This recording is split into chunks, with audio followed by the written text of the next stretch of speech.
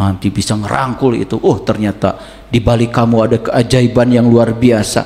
Saya melihat energi halus yang sangat universal yang ada pada diri kamu. Saya melihat kamu sebagai manifestasi dari sang pemilik semesta. Keren itu.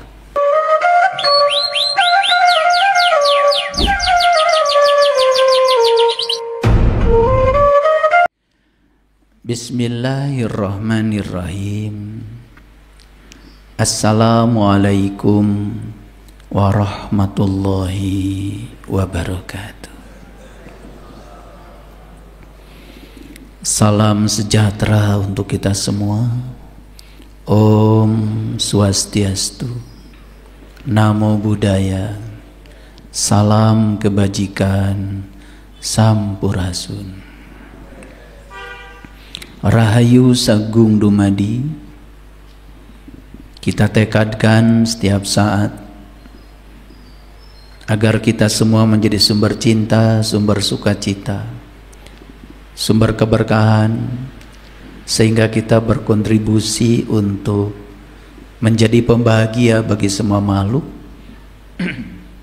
baik yang kelihatan maupun yang tidak kelihatan, di setiap ruang dan waktu, di semua tingkatan.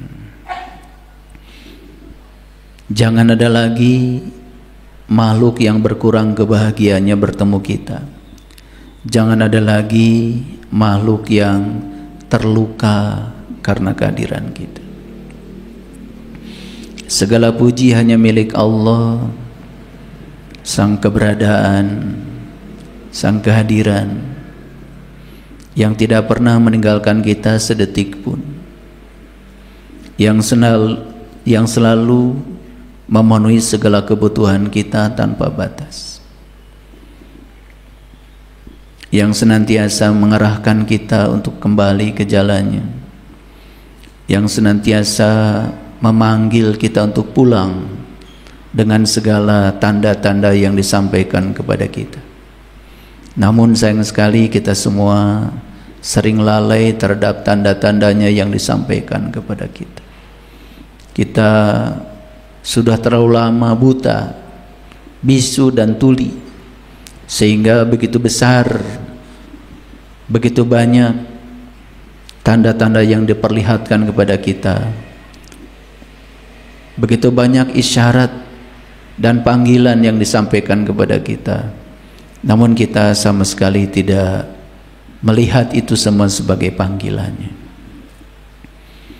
Oleh karena itu mari kita terus belajar, karena hidup itu bukan menjadi lebih baik, tetapi jauh lebih dari itu, hidup itu menjadi lebih hadir. Mari kita selalu hadir di sini, saat ini, sekarang sepenuhnya, karena hidup yang sesungguhnya bukan kemarin, bukan besok, tetapi sekarang dengan segala kemewahan.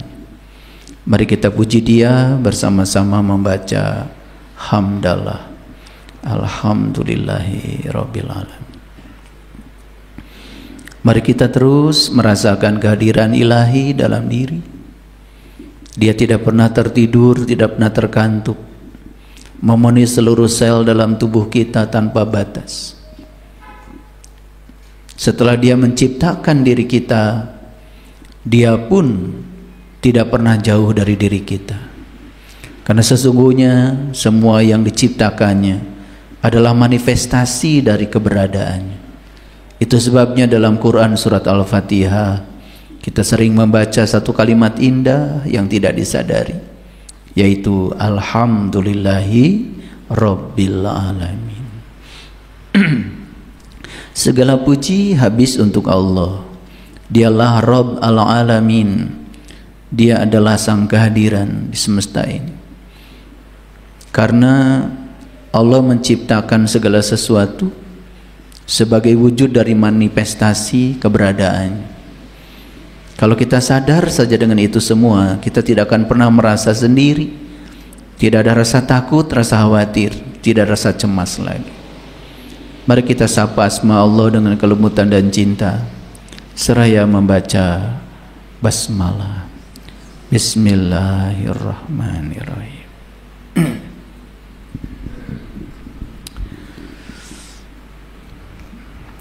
Saya kalau pagi-pagi bangun tidur, tidak pernah lupa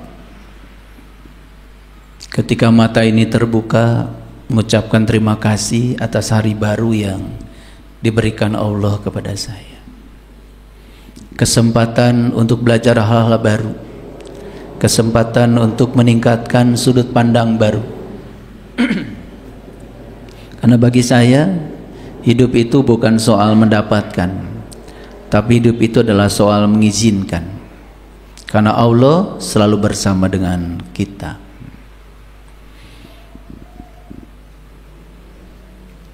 Saya tidak mau menjumpai yang lain sebelum saya benar-benar merasakan sebuah perjumpaan dengan diri sejati saya. Setelah melakukan berbagai hal, mulai dari olah nafas, berterima kasih pada nafas, melaksanakan ritual-ritual sebagaimana yang diajarkan leluhur kita. Biasanya saya menyantap 1 sendok minyak zaitun.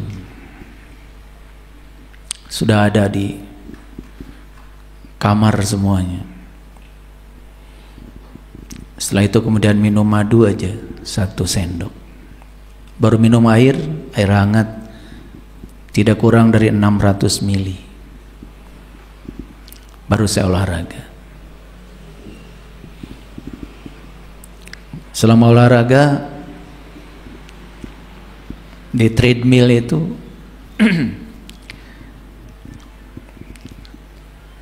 saya hanya memejamkan mata dan kemudian memasuki keheningan.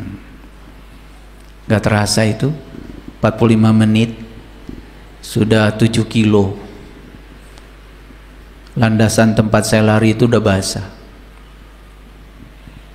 Melepaskan diri dari segala konsep, segala kategori, kebisingan-kebisingan pikiran. Dan kita betul-betul merasakan kehadirannya. Gak ada rasa capek. Tapi begitu kita sampai di kesadaran napas lagi, baru terasa kalau tubuh ini lebih seger karena udah olahraga. Biasanya sebelum saya sarapan, saya duduk dulu. Ada kursi di depan taman. Saya lepaskan segala konsep yang ada di otak saya tentang taman, tentang bunga anggrek, tentang bunga palem, tentang rumput Jepang. Saya lepaskan semua konsep itu. Begitu saya menyaksikan semua itu dengan keheningan, tanpa nama, tanpa label, tanpa kategori, saya betul-betul menyaksikan semuanya dalam keheningan. Kok saya di situ merasakan Dia yang meliputi semesta raya itu kemudian menampakkan dirinya dalam setiap wujud-wujud ciptaannya itu. Saya merasakan energi halus yang luar biasa. Saya merasakan energi lembut yang luar biasa. Karena selama ini kita melihat tetapi tidak memandang. Saya merasakan, saya melihat, sekaligus saya memandang. Saya merasakan suatu kedalaman yang luar biasa di situ. Tidak terasa air mata mengalir.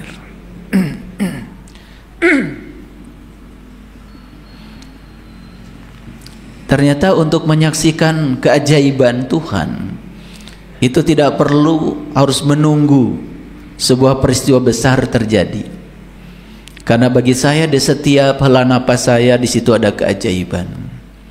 Kuncinya cuma satu, selalu merasakan kehadirannya setiap ruang dan waktu. Saya sekarang sedang bicara seperti ini, saya sedang merasakan sebuah keajaiban. Karena saya bisa bicara seperti ini adalah sebuah kemewahan.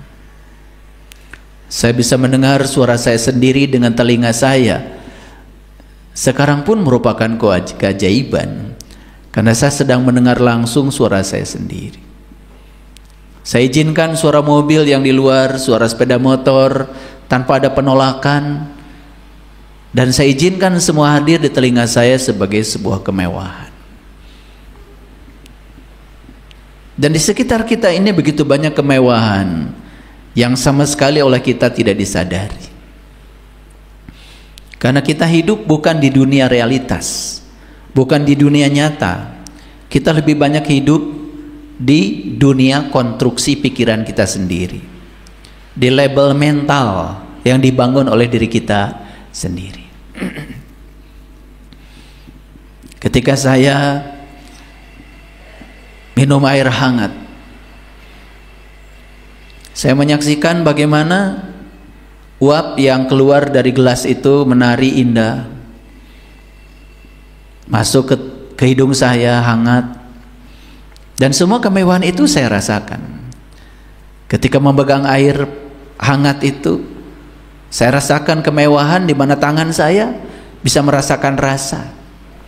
Saya tidak beri judul hangat, tidak. Karena begitu saya beri nama, saya beri judul, keajaibannya menjadi hilang. Saya juga tidak menyebut ini pohon anggrek, ini pohon palem, ini rumput Jepang, ini batu, ini bangku. Saya lepaskan semuanya. Ternyata di situ kita bisa merasakan ada satu keajaiban, ada satu energi halus yang ditampakkan semesta. Tak terasa beliau sedang mengatakan kepada kita, aku ada di sini loh. Aku meliputi semesta raya. Aku meliputi diri kamu sendiri. Lalu perasaan itu membawa kita lebih dalam. Lalu siapa sebetulnya saya? Sampai akhirnya kita mendapatkan satu jawaban yang disaksikan aku, yang menyaksikan juga aku.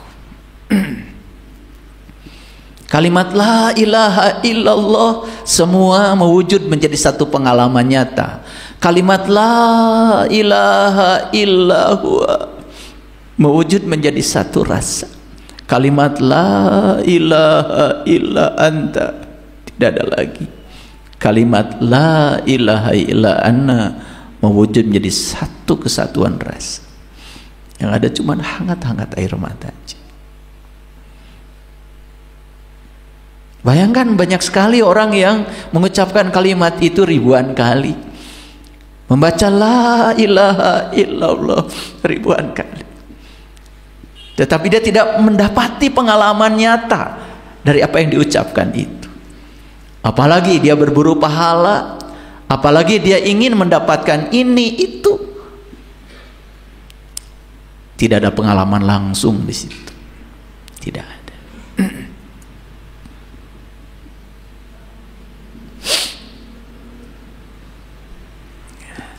Kenapa hari ini saya ingin menyampaikan pengalaman ini? Makanya saya beri judul kajian kita hari ini adalah perjumpaan sejati dengan keajaiban.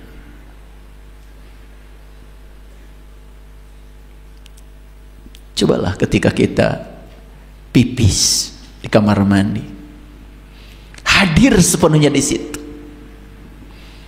Bawalah pikiran ke saat ini, di sini sekarang. Jangan izinkan pikiran kita memikirkan kantor, memikirkan sarapan pagi, memikirkan proyek, program. Hadir saja tuh di situ sepenuhnya. Rasakan kemewahan ketika air kencing itu keluar. Dengarkan suara gemericiknya air kencing ketika keluar. Coba hadir di situ. Kalian akan bertemu dengan keajaiban di situ. Apa yang kita lakukan selama ini? Kita ke kamar mandi, mandi nyaris tanpa kesadaran, pipis nyaris tanpa kesadaran, buang air besar nyaris tanpa kesadaran,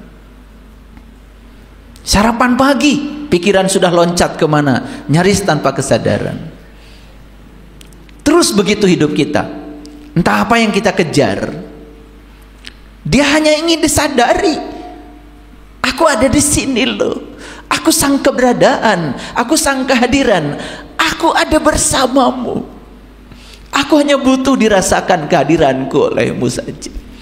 Hanya itu yang dimau oleh Allah. Dan ketika kita dalam merasakan kehadiran itu, Laisa kamitslihi syai'un. Pengalaman itu, rasa itu tidak bisa digambarkan lagi dengan kata-kata. Melampaui semua kata-kata. Coba sekarang berjalan dengan kesadaran. Ketika kaki bisa melangkah, rasakan kemewahannya. Ketika tangan bisa memegang, rasakan kemewahannya. Luapkan rasa syukur dan ungkapan terima kasih yang terus-menerus dari dalam. Coba rasakan kemewahan. Bapak Ibu sekarang bisa duduk seperti ini. Coba hadir di sini sepenuhnya. Rasakan kemewahannya. Luapkan kegembiraan, rasa sukacita yang dalam. Karena kita masih bisa seperti ini. Sering-sering melakukan itu, kita akan merasakan keheningan yang dalam.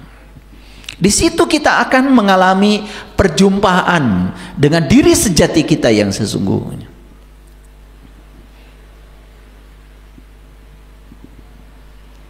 Perhatikan saya. Bapak Ibu sekarang sedang melihat saya. Saya menggunakan kacamata ini.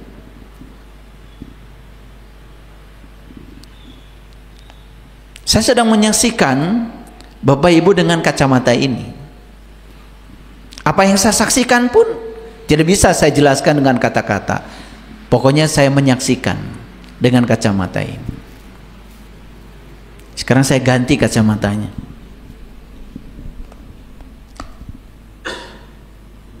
Maaf ya, bukan saya mau bergaya, bukan.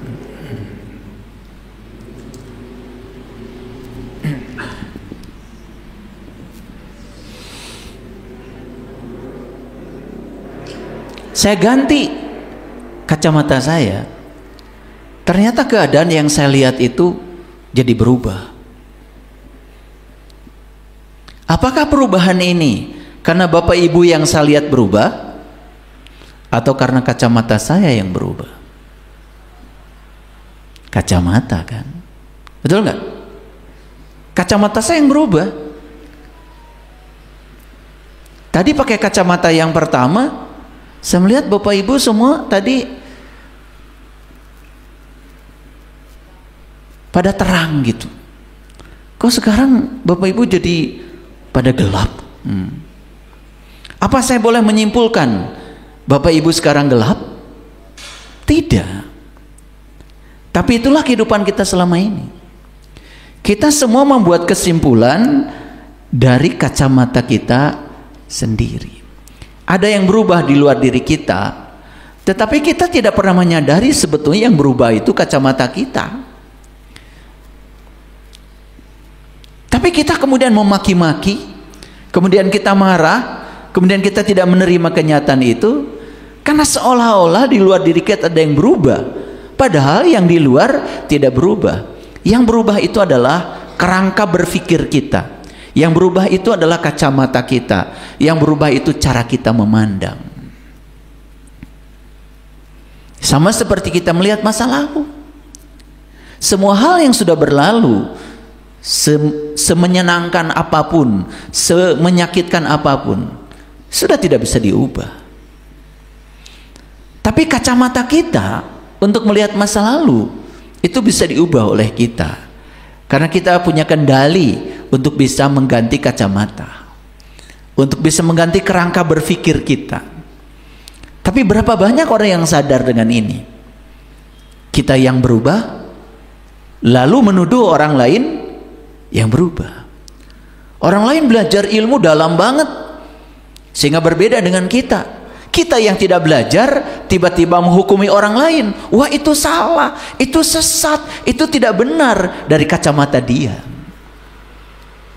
Padahal kacamatanya itu kacamata lama, gak pernah periksa mata lagi. Sudah -4, masih menggunakan -1. Semua yang dia lihat menjadi salah. Padahal yang salah itu adalah di sini, di otaknya, kerangka berpikirnya yang salah. Tapi berapa banyak yang menyadari itu? Karena kita terbiasa menghakimi orang, terbiasa memberi nama, terbiasa memberi label, terbiasa membuat kategori, Terbiasa membuat definisi, padahal nama, label, kategori, definisi, semua adalah batasan-batasan yang diciptakan oleh diri kita sendiri. Saya lepaskan pemikiran saya tentang bunga anggrek, karena kata anggrek itu sudah membatasi. Apalagi kalau didefinisikan, bunga anggrek adalah kata-kata yang dipakai untuk mendefinisikan itu bukan konstruksi yang sebenarnya. Itu adalah konstruksi pikiran yang dibangun oleh manusia, yang jauh melampaui pengalaman langsung yang sebenarnya. Padahal bunga anggrek yang saya saksikan jauh melampaui itu. Keindahannya jauh melampaui kata-kata, bahkan akarnya jauh melampaui kata-kata, wanginya jauh melampaui kata-kata. Dan kita kehilangan semua itu. Kenapa? Karena kita membatasi diri kita dengan sudut pandang kita yang serba terbatas ini.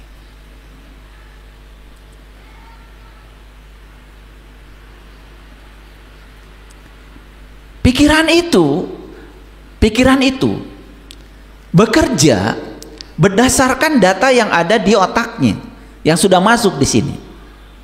Saya mau nanya sama Bapak Ibu, ini yang saya pegang apa? Apa? Kacamata. Kok tahu? Karena Bapak Ibu pernah melihat barang ini, dan barang ini selama ini oleh orang lain diajarkan kepada kita, namanya kacamata. Jadi artinya di otak kita sudah ada informasi yang seperti ini, namanya kacamata. Makanya begitu saya tunjukkan ini, Bapak Ibu langsung bisa menjawab, itu kacamata. Bahkan bisa lebih spesifik lagi, oh ini kacamata Ray-Ban, gitu. Walaupun belum lihat mereknya apa, tapi karena orang lain juga menyebutnya begitu, kan kita sedang membandingkan, bukan? Betul nggak? Itu. Ada yang tidak disukai, banjir, gunung meletus, uang hilang, penipuan, investasi bodong, apa aja namanya, terserah. Begitu kejadian menimpa kita, langsung dikasih judul, namanya musibah. Keajaiban dari peristiwa itu langsung hilang dengan kata musibah itu. Dan otak kita tahu yang namanya musibah itu jelek. Apakah jelek itu di kejadiannya atau di otak kita? Di otak kita. Ini pelan-pelan ya, supaya ngertinya bagus. Bisa kebeli mobil baru, bisa kebeli rumah baru, ya, dapat pekerjaan baru, dapat bisnis baru. Semua hal yang datang kepada kita itu ada hal-hal yang kita inginkan. Kita diajarin oleh orang-orang yang lebih dulu datang ke dunia ini, yang kayak gitu tuh namanya berkah loh. Dikasih judul kan oleh kita, namanya apa? Berkah. Semua keajaiban di balik yang datang itu hilang karena sudah diberi nama berkah. Dan begitu ada kata berkah, timbul penghakiman, timbul penilaian. Kata otak kita yang semacam itu namanya baik. Betul? Betul apa tidak? Nah, jadi itu musibah, itu berkah. Apakah dari kejadiannya atau dari penilaian pikiran kita, dari pengetahuan lama yang sudah diinputkan ke dalam pikiran kita? Dari mana? Dari pikiran kita. Bisa berubah nggak berkah menjadi musibah? Bisa berubah nggak musibah menjadi berkah? Bisa, dengan mengubah kacamata, dengan mengubah sudut pandang. Ajaib ya. Tapi sadar nggak kita semuanya? Nyaris tanpa kesadaran. Oke. Kira-kira judul ini bisa dimengerti? Nah, supaya judul ini gampang dimengertinya, saya akan menggunakan pembukaan dari kajian kita hari ini dengan menyampaikan satu ayat. Ini Quran surat Luqman, surat 31 ayat yang ke-25. A'udzubillahi minasyaitonirrajim. Bismillahirrahmanirrahim. Wala in sa'altahum, dan sesungguhnya jika kamu tanyakan kepada mereka, ya, man khalaqas samawati wal ard, itu pertanyaannya, siapa yang menciptakan langit dan bumi? Itu pertanyaannya. Siapa? Tuh langsung kan menjawab, Allah. Karena kan diberitahu selama ini yang menciptakan langit dan bumi Allah. Alif lam lam ha. A L L A H. Allah bukan itu. Padahal kalian sedang menyebut sesuatu yang sebetulnya tidak bisa dibatasi oleh sebutan itu. Wah, saya tulis aja A L L H seperti ini. Apakah itu yang menciptakan? Bukan kan? Yang kalian baca di sini itu kan tulisannya. Apa yang menciptakan ini cukup diberi nama satu kata Allah? Saya belajar tentang tauhid. Bahkan pencipta alam semesta ini awalnya juga nggak punya nama. Tapi begitu diberi nama, maka nama itu akan membatasi pikiran kita sesuai dengan konsep yang dibangun oleh kita tentang nama itu. Ngerti nggak? Misalnya dari kecil kita diajarkan, kalau kamu baik sama Allah, maka kamu akan masuk surga. Tapi kalau kamu tidak baik sama Allah, gak taat sama Allah, kamu akan dibakar loh dalam neraka. Itu pelajaran yang masuk ke dalam diri kita. Itu menjadi kerangka berpikir tentang sebuah nama yang namanya Allah. Oh, Allah itu baik kalau kita baik padanya. Dia akan menyiksa kita, mengazab kita, bahkan dibakar dalam api yang menyala-nyala kalau kita tidak baik kepadanya. Masuk tuh itu konsep. Diimani nggak itu? Diimani itu konsep. Apakah yang diimani itu adalah realitas tentang Tuhan atau konstruksi pikiran tentang Tuhan? Konstruksi. Jadi kalau kita mau konstruk Tuhan berdasarkan definisi kata yang terbatas, ada kategori di situ. Apa yang terjadi? Jangan-jangan yang kita imani ini bukan Allah yang sebenarnya, bukan kebenaran yang hakiki. Yang kita imani ini sebetulnya adalah hanya konstruksi dari pikiran kita sendiri. Bahkan banyak yang merasa puas dengan itu, lalu menyebut-nyebut namanya walaupun tidak merasakan kehadirannya. Lucu apa tidak? Lucu. Siapa yang lucu? Kita. Kamu kali. Lucu nggak? Lucu. Tapi kalau saya bilang, yang kamu sembah itu berhala loh, gitu, marah. Padahal itu berhala. Karena bukan Allah yang sebenarnya, tetapi Allah yang dikonstruk oleh pikiran kita. Bukan Allah yang laisa kamitslihi syai'un, bukan yang itu, belum mengalami, belum merasakan. Makanya ada kata-kata bijak yang sering saya ungkapkan di kajian saya, malam yazuk lam ya'rib. Yang tidak mengalami tidak akan memahami. Dan orang yang sudah mengalami, Juga tidak ingin disebut dia paham dengan cara menjelaskan yang dia alami dengan kata-kata. Karena dia sadar kata-kata itu akan menjebak dia dalam keterbatasan yang dia alami. Betul nggak? Pelan-pelan ini ngajinya ya. Pelan-pelan.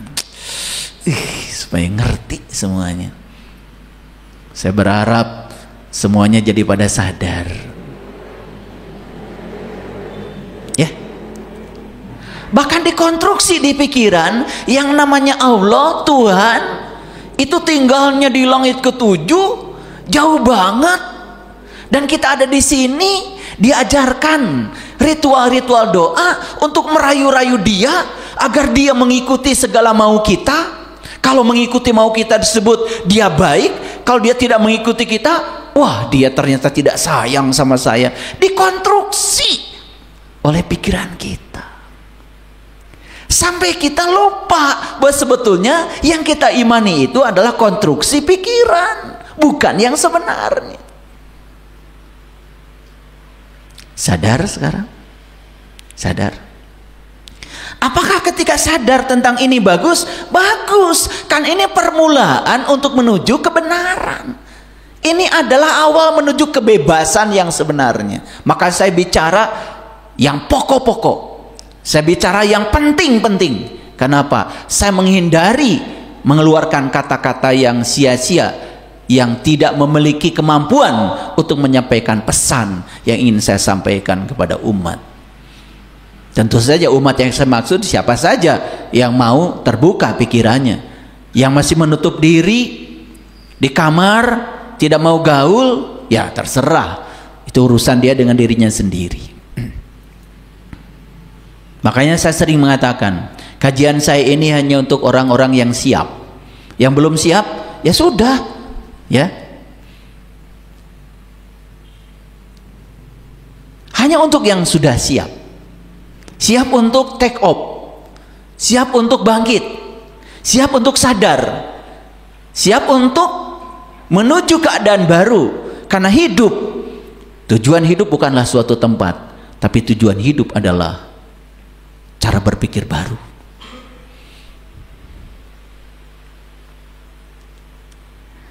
Dan sesungguhnya jika kamu tanyakan kepada mereka, man khalaqas samawati wal ard, siapa yang ciptakan langit dan bumi? Layaku luna Allah. Tentu mereka akan menjawab Allah. Belum ayatnya dibaca aja kalian udah menjawab. Betul nggak? Apakah jawaban yang tadi itu masuk gitu menjadi kesadaran? Belum tentu. Anak-anak SD, anak-anak TK disuruh mengulang-ulang kalimat ini sama gurunya. Gurunya bilang, anak-anak yang menciptakan langit dan bumi Allah loh. Dikasih tes nanti. Siapa yang menciptakan langit dan bumi? Ya karena udah diajarkan. Walaupun sekedar nama. Betul nggak?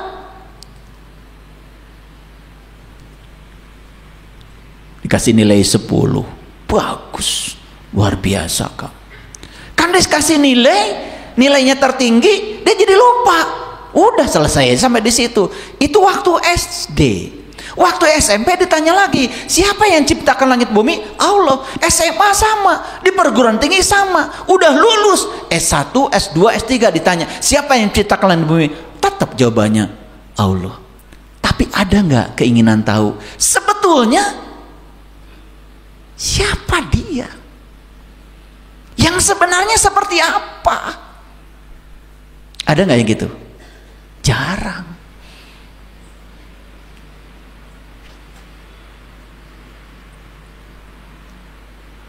Lalu ayat ini luar biasa. Qulil hamdulillah, katakanlah segala puji bagi Allah. Bal aksarohum la ya'lamun, tetapi kebanyakan mereka tidak tahu. Ini ayatnya keren ya. Sekarang saya ulang sekali lagi. Siapa yang menciptakan langit dan bumi? Allah. Tahu Allah?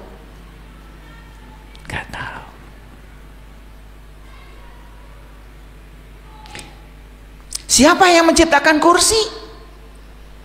Tukang kursi. Apakah tukang kursi dengan kursi sama?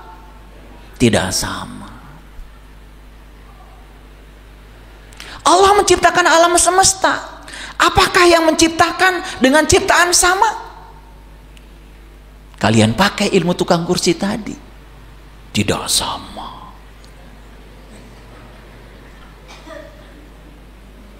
Tuh. Karena memang begitu pelajarannya. Padahal Allah bilang, yang goib aku, yang nyata juga aku. Itu informasi dari Allah.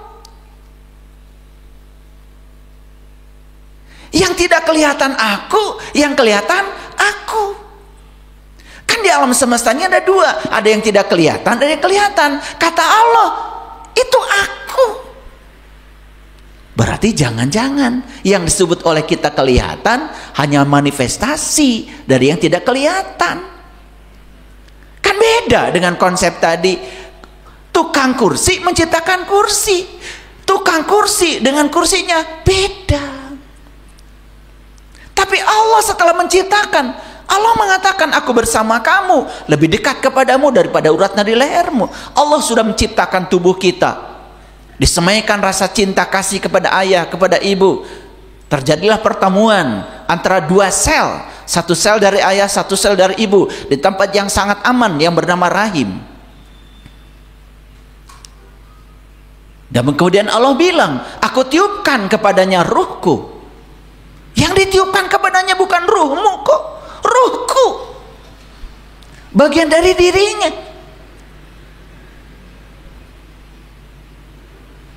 Setelah itu beliau mengatakan, wa huwa ma'akum, aku bersamamu dimanapun kamu berada. Wa nahnu aqrab ilaihi min hablil warid, aku lebih dekat kepadamu melampaui dekatnya urat nadi leher.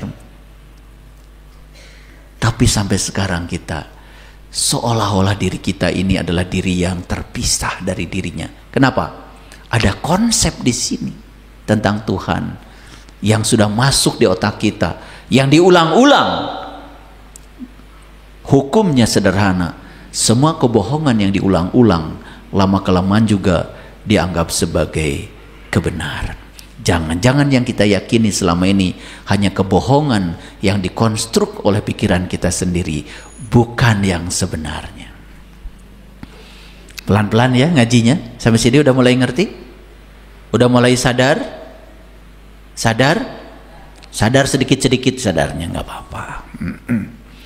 Makanya Allah bilang, bal aksaruhum. Luar biasa. Ini kata-kata yang dipakai adalah aksarohum. Kasiro. Kasiro itu kebalikan daripada kolil. Kalau kasiro itu sebagian besar, kalau kolil sebagian kecil. Ternyata kata ayat ini, yang tidak tahu itu sebagian besar. Makanya ahli-ahli fisika kemudian tertarik untuk mempelajari bagaimana sih asal-usul alam semesta ini, bagaimana sih asal-usul penciptaan manusia. Kenapa di dunia ini ada pohon-pohon, ada binatang-binatang? Mereka melakukan penelitian mulai dari binatang bersel tunggal sampai kepada binatang dan makhluk yang bersel kompleks seperti manusia. Lahirlah yang disebut dengan Charles Darwin yang terkenal dengan teori evolusinya. Kan dia ingin menjelaskan. Lahirlah ahli-ahli fisika yang menceritakan tentang asal muasal alam semesta. Lahirlah berbagai teori. Ada teori Big Bang, ada teori ini, teori itu namanya teori. Teori itu dibuat untuk menjelaskan sesuatu supaya terjelaskan. Tapi apakah teori itu sudah bisa menjelaskan yang sebenarnya? Belum tentu. Kenapa sekarang diajarkan teori itu? Itu yang dianggap sebagai yang masuk akal untuk kondisi saat ini. Ingat ya, makanya ilmu pengetahuan berkembang terus. Makanya tidak boleh mengklaim saya paling hebat, saya paling benar, saya paling tahu. Wah, orang yang kayak gitu sudah jatuh jadi orang bodoh. Makanya belajar itu sepanjang hayat. Ulangi lagi. Saya tanya sekali lagi. Siapa yang menciptakan langit dan bumi? Allah. Cukup? Kalau orang yang pengetahuannya dalam, kemudian dia berpikir, bagaimana asal muasalnya? Sampai ada orang yang mencipta, oh ternyata yang diciptakan oleh Allah di rahim ibu, pertama itu otak, setelah otak kemudian tulang belakang, setelah tulang belakang jantung, sampai dipencerongin. Apa itu? Ya pokoknya begitulah. Memang kata-kata itu tidak bisa, tapi maksudnya ngerti kan? Dipencerongin. Dari mulai pertemuan manung dengan mani dipencerongin. Otak dulu. Sampai dibuat ya catatan-catatan. Hari pertama begini, hari kedua begini, hari ketiga begitu, hari ke-40 begini, bulan pertama begini, bulan kedua begini, bulan ketiga, sampai orang bisa membuat, oh, kalau lahirnya 7 bulan itu kolot. Kalau 8 bulan ngora deui, 8 bulan kolot deui. Bingung kan? Tuh. Biar bingung sekalian. Itu kan karena dipencerongin. Betul nggak? Sampai bisa tahu bagian tubuh yang paling tua di dalam diri kita bagian mana. Oh itu yang namanya otak. Lalu timbul pertanyaan, kok di Quran ada kata-kata Baitil Atiq, rumah tua? Jangan-jangan itu yang dimaksud Allah. Tuh, begitu ya cara belajar. Betul nggak? Kok di Jakarta ada kota tua, di Semarang ada kota tua, di Bandung ada Dayakolot, buah-buah. Betul nggak? Itu. Tapi orang yang belajarnya tidak sampai ke situ, apalagi tiap hari cuma nyalahin orang, dia menganggap orang lain yang berbahaya, bukan kebodohannya yang berbahaya. Nggak sampai situ. Kerjanya cuma menyerang orang aja begitu. Udah pakai baju yang dianggap suci lagi oleh umat, pakai macam-macam. Tapi yang keluar dari sini kata-kata yang dangkal, yang tidak mencerahkan umat, yang mengajarkan kebencian, yang mengajarkan fanatisme buta, tidak mengajarkan untuk berpikir cerdas dan kritis. Masih ingat ya kajian kita yang kemarin? Ingat ya, bahwa pendidikan bukan mengisi wadah kosong, tapi pendidikan itu pada hakikatnya adalah menggali potensi diri, meningkatkan keterampilan berpikir. Makanya hasil pendidikan itu ada yang namanya kognitif, ada yang namanya afektif, ada yang namanya psikomotor. Itu hasil pendidikan. Kognitif, keterampilan berpikirnya maju. Afektif, sikapnya jadi waras. Psikomotor, dia punya keterampilan yang bisa bermanfaat buat orang banyak. Gitu. Ngerti ini teh? Molohok aja. Oke, kita lanjutkan. Apakah ini pencipta langit dan bumi? Loh, kok bukan? Udah mulai sadar. Mulai sadar. Ulangi. Apakah ini pencipta langit dan bumi? Bukan. Ini apa? Tulisan. Apakah ini punya kemampuan menciptakan? Lah dia juga diciptakan. Saya yang buat. Paham? Tapi kemarin begitu belum sadar, seolah-olah tulisan ini yang menciptakan, seolah-olah ini Tuhan kita, dan kita puas dengan tulisan alif lam lam ha, padahal ini cuma simbol. Di balik simbol ini, ya Allah, ada jalan menuju yang dibaliknya, ada jalan sekali lagi, tapi saya nggak jelaskan di sini. Mahal, enak aja saya nyari aja belasan tahun. Di balik lafaz ini ada petunjuk, ada jalan untuk tahu yang sebenarnya. Tapi nggak saya jelaskan di sini. Enak aja. Saya nyarinya aja berdarah-darah.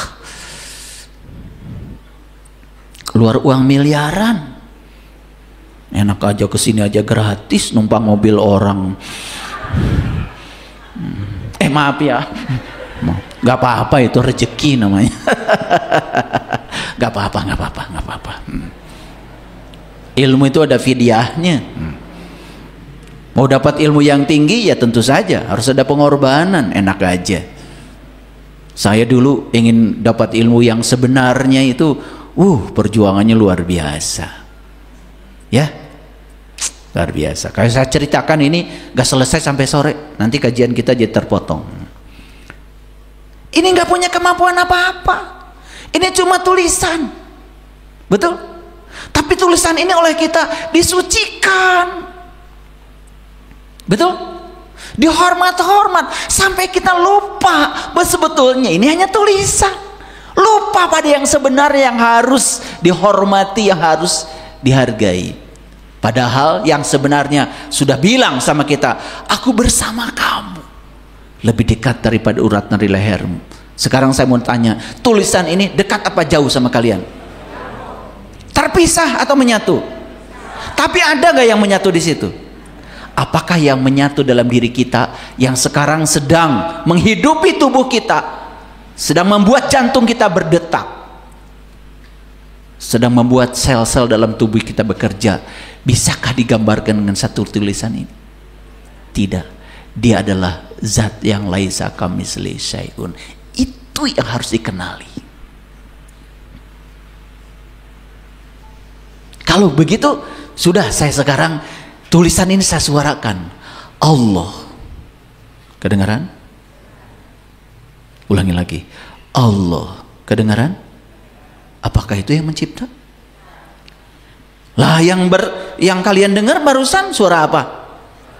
Itu kan sebutan dari tulisan ini. Betul nggak? Nah, lucu ya. Ketika kita sudah menyebut-nyebut tulisan ini dan kita mengklaim, saya sudah mengingat Allah. Loh, sekarang saya mau nanya, ada yang ingat comro nggak sekarang di sini? Ada. Kok bisa? Hah? Tiap hari? Oh, tiap pagi makan comro. Makanya ingat ya. Oke, coba sekarang ingat-ingat comro.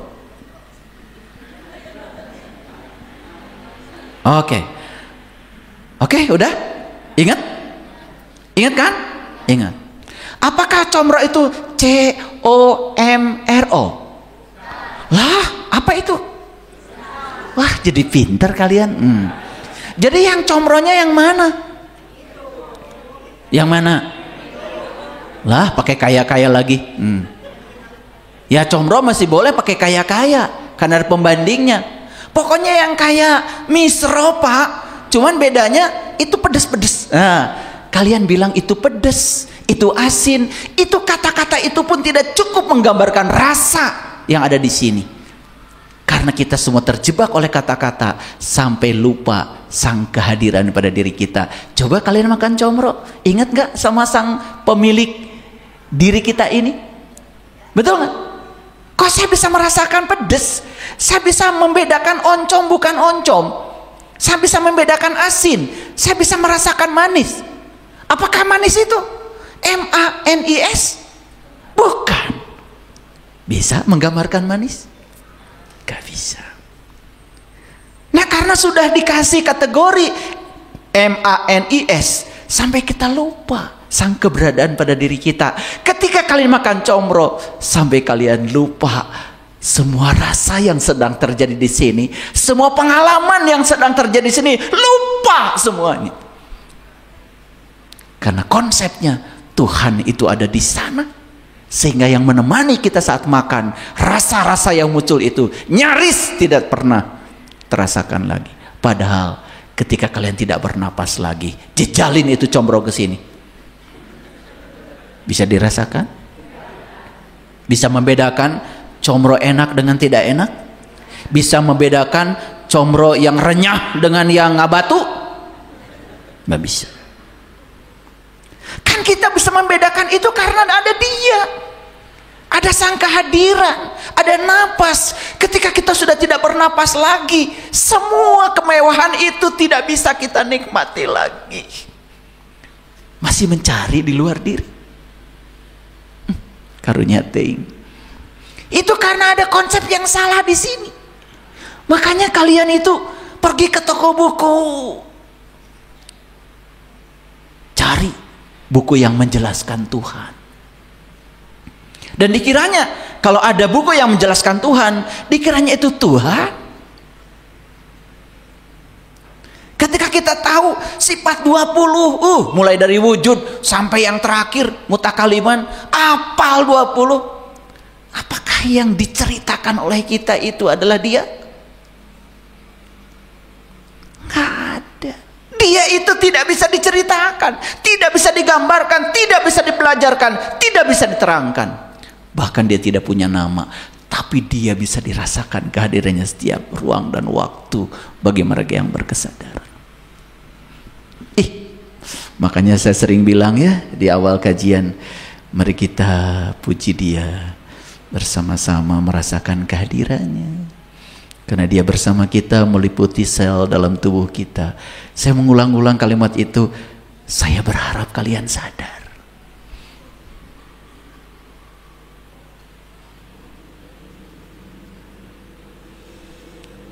Jadi ingat combro sekarang. Kenapa? Ya, karena pernah melihat barangnya. Apakah barangnya itu COMRO? Bukan, itu apanya?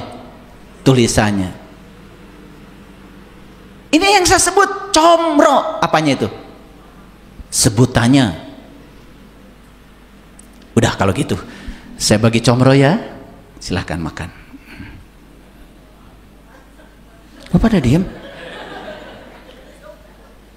Kok pada diam? Kan sudah saya bagi barusan. Sekali lagi kalau gitu, saya bagi combro ya, silahkan.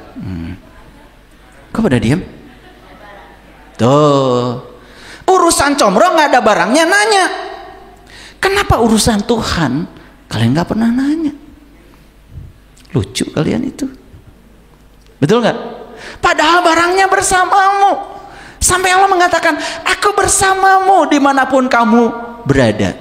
Tetapi kita selama ini cemas, khawatir, takut. Betul?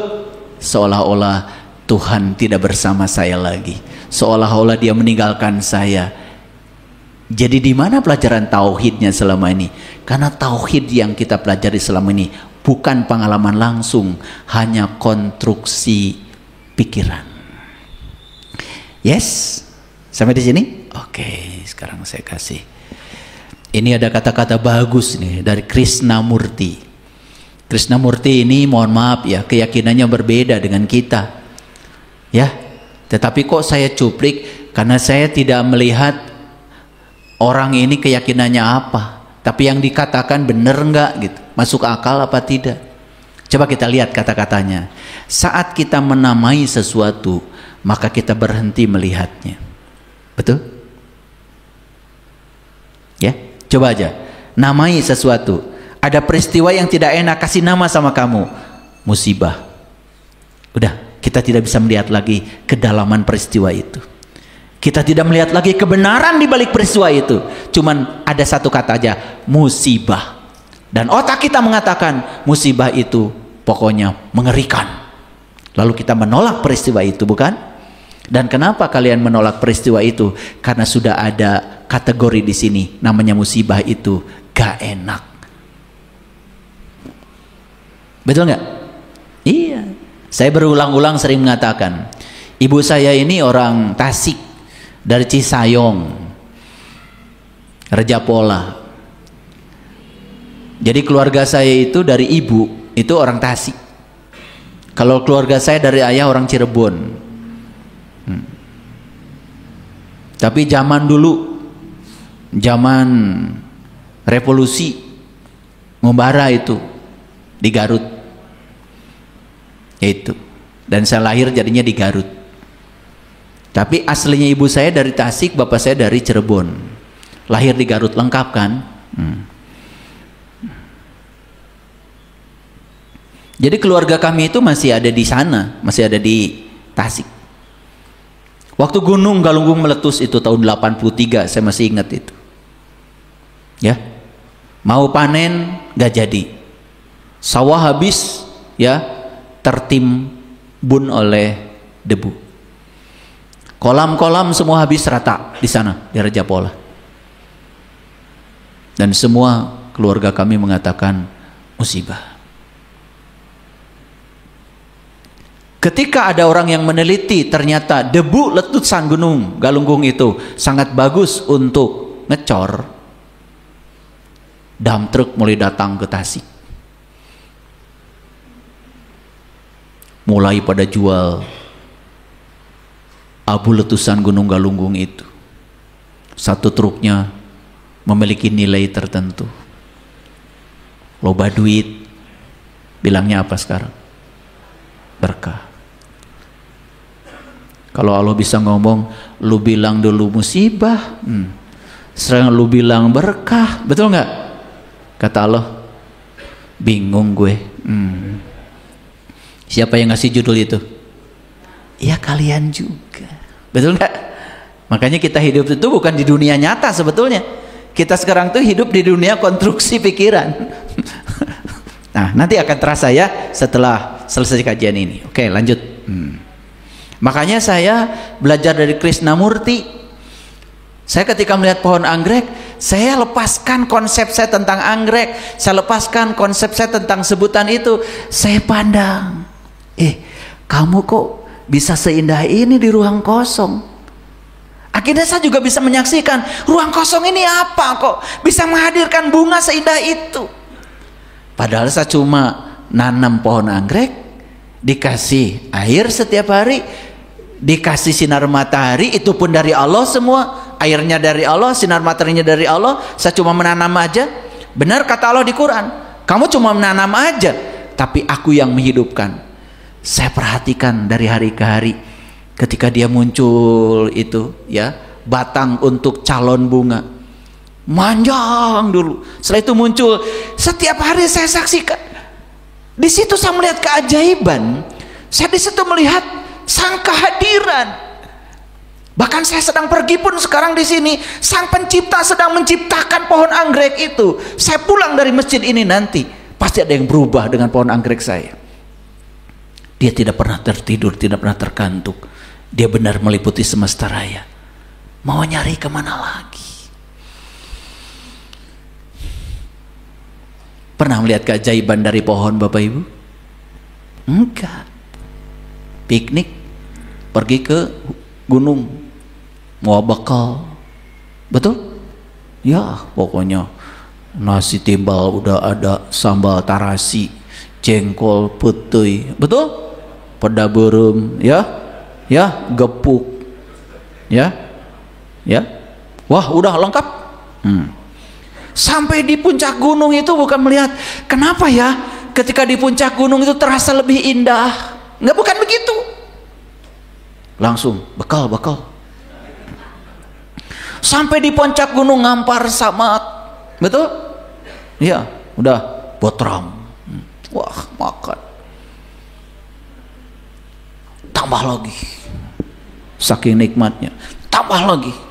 Lebar. Tambah lagi. Ngagaloler tah sadayana di Nusamak. Betul nggak? Boro-boro mikirin bagaimana ya Tuhan menciptakan gunung, bagaimana pohon-pohon yang begitu banyak ragamnya bisa tumbuh, bagaimana setiap helai daun itu bisa tumbuh. Kenapa di ruang kosong bisa tumbuh? Gak ada, cuma lihat, udah gitu aja. Dan niatnya gerek dahar, betul nggak? Pernah suatu saat saya bawa ya rombongan ke atas puncak gunung. Saya cuma lihat, coba perhatikan satu helai daun saja. Saya tidak nyuruh mereka memperhatikan ribuan jenis pohon di gunung, tidak. Perhatikan satu helai daun. Saya tanya, ada berapa juta sel dalam sehelai daun? Kenapa sehelai daun bisa hadir di semesta ini padahal asalnya tidak ada? Kenapa di ruang kosong bisa tercipta sehelai daun? Dan buat apa sehelai daun tercipta? Berapa banyak oksigen yang dikeluarkan dari sehelai daun? Di setiap mulut helai daun itu Dia menarik karbon dioksida dan menukarnya dengan oksigen. Coba kamu perhatikan, coba kamu perhatikan. Terus saya bimbing mereka. Hanya perhatikan, semuanya menangis. Hanya memperhatikan satu helai daun. Melihat sekaligus memandang. Kenapa selama ini kita tidak bertemu keajaiban? Karena kita melihat sekaligus tidak memandang. Mengabaikan semua yang kita lihat. Betul apa tidak? Bapak Ibu, saya mau nanya, ada nggak orang yang pernah menyakiti Bapak Ibu? Ada ya? Ada. Berapa tahun yang lalu? 10 tahun? Saya mau nanya, kalau Bapak Ibu ketemu lagi sama dia, apa tanggapan Bapak Ibu? Masih ada label, oh ini orang yang menyakitkan, begitu? Itu label tuh di orang itu atau di otak kita? Ya Allah, itu orang udah baiknya kayak apa? Karena apa? Karena otak tuh begitu. Karena ada memori di sini. Dia menyebalkan itu dulu. Sekarang udah tidak menyebalkan lagi, udah segitu baiknya sama kamu. Tapi kata menyebalkan sudah kita kasih label pada orang itu di otak kita. Saat bertemu orang itu tetap aja bagi kamu menyebalkan. Padahal bagi orang lain dia segitu baiknya. Bagi kamu aja tetap menyebalkan. Jadi yang menyebalkan orangnya atau kamu?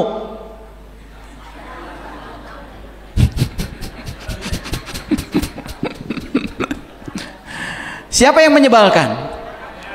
Ternyata yang menyebalkan kacamatamu.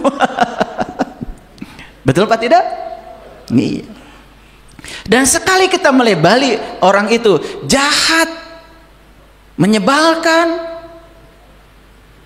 dan itu sepanjang tidak diubah di sini. Walaupun orang itu sudah berubah, tetap saja kau akan memandang orang itu menyebalkan. Kita punya pasangan, mungkin pernah melakukan kesalahan selama berumah tangga. Ya apa tidak? Masih sebel sekarang? Siapa yang menyebalkan? Nah, kamu. Paham sekarang ya? Dia sudah begitu baik, begitu sayang sama kamu, tapi terus aja label itu tidak kamu cabut di otakmu tentang orang itu. Itu kebodohan kita selama ini, bukan? Oke. Mari kita lihat sekarang Bapak Ibu. Apa perbedaan realitas dan bayangan pola pikir? Yuk kita ngaji. Apa perbedaan realitas dan bayangan pola pikir? Realitas itu yang sebenarnya. Nah, bayangan pola pikir berarti konstruksi pikiran. Oke? Nah, setuju nggak dengan saya? Kalau hidup kita ini sekarang kan dikepung oleh benda-benda. Oke? Dikepung oleh peristiwa-peristiwa, betul? Nah, setiap benda punya nama, setiap peristiwa punya nama, setiap benda dan peristiwa punya definisi, setuju? Setiap benda peristiwa punya kategori, betul? Dan itu kan yang dikerjakan di sekolah, memberi nama semua, betul nggak? Ya, pokoknya yang kayak gini namanya, bahasa Indonesianya pare, padi. Bahasa Garutnya pare. Bahasa Latinnya ada yang ingat? Orija satipa. Betul nggak? Pasea tah orang Latin jeung orang Garut lain, iya mah pare. Betul nggak? Orija satipa. Oh, berantem. Padahal barangnya sama. Betul nggak? Itu bahayanya belum tahu barang, tapi namanya lain-lain, kan bahaya. Makanya lebih bagus tahu parenya, tahu padinya, sebelum kita tahu banyak nama. Karena dulu juga ngaranan sama kayak kalian, betul? Iya. Kan yang ngasih nama kamu Oneng, bukan Tuhan. Nggak ada, dari lahir udah ada tulisan Oneng, betul nggak? Ya, bapaknya ditanya, kenapa namanya Oneng? Ya, waktu lahir warnanya kulitnya koneng gitu. Gampang kan? Oneng aja kan gitu. Beta sarua teuing jeung koneng cenah. Piceun kana. Tapi itu kan buatan kita. Betul nggak? Tapi bahayanya ketika sudah dikasih nama oneng, jadi terbatas kita melihat orang itu. Keajaiban pada orang itu nyaris hilang karena sudah dikurung oleh kata oneng. Betul nggak? Itulah makanya sekarang ya, kalau pulang ke rumah sudah jangan bilang ini suami saya, ini istri saya. Ya, kata suami, kata istri membatasi. Apalagi suaminya pernah menyakiti. Suami saya, oh itu yang pernah menyakiti saya, padahal udah bagus kan? Betul nggak? Sesekali kita harus melihat dia dalam keheningan tanpa nama. Coba nanti bisa ngerangkul itu. Oh ternyata di balik kamu ada keajaiban yang luar biasa. Saya melihat energi halus yang sangat universal yang ada pada diri kamu. Saya melihat kamu sebagai manifestasi dari sang pemilik semesta. Keren itu. Pernah gitu nggak? Boro-boro. Sebel kasih eta teh. Betul nggak? Iya. Begitu dengar suami ibu teh yang mana? Eta gedeng anu pelit. Tuh. Betul nggak?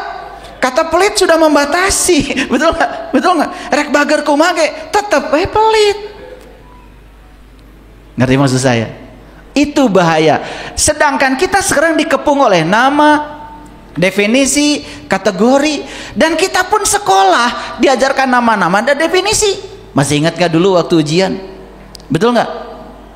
Apa yang dimaksud dengan ikan? Tuh, betul nggak? Itu. Dan kita menjawab, ikan adalah, gitu, betul nggak? Makhluk hidup yang tinggal di air, ya, yang bisa berenang, gitu. Karena dari gurunya begitu diulang aja. Padahal kata-kata yang diajarkan guru kepada kita tentang ikan jauh melampaui kata-kata itu. Keajaiban yang ada pada ikan tuh jauh melampaui yang kata-kata itu. Saya mau nanya, yang diajarkan definisi tentang ikan di sekolah realitas ikan atau konstruksi pikiran yang diajarkan guru? Hayal apa nyata? Eta sekolah teh loba hayalan.